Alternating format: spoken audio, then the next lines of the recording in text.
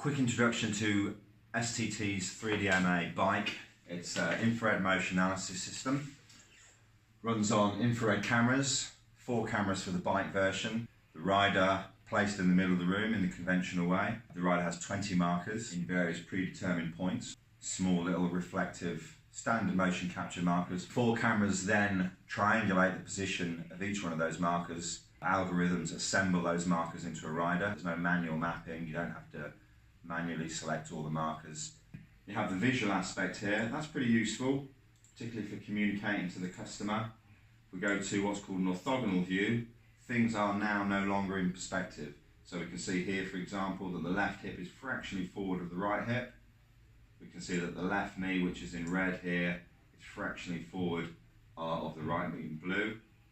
And the ankle trace is indicating there's a certain amount of asymmetry in the ankle angle. And we see that here. From the back, the little green dot there is the rider's centre of gravity. We can see here that the rider is somewhat offset to the side. I'm looking at the little dots here. Those are the markers. And what I'm interested in, particularly with the centre of gravity, is horizontally how far it is behind the bottom bracket. In this case, we see that it's an average of 44 millimetres behind the bottom bracket. That's useful because it helps make the bike suitable for the way the rider is riding the bike.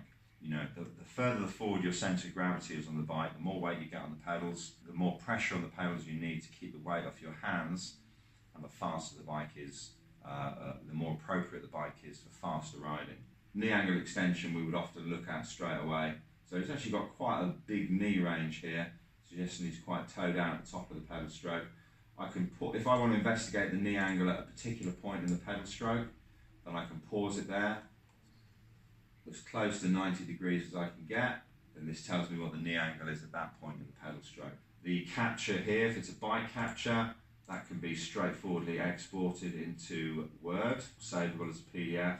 With the video capture itself, that can be exported into Word as well, and the rider gets all their biomechanical information laid out quite neatly there. A few graphs, knee tracking and so forth.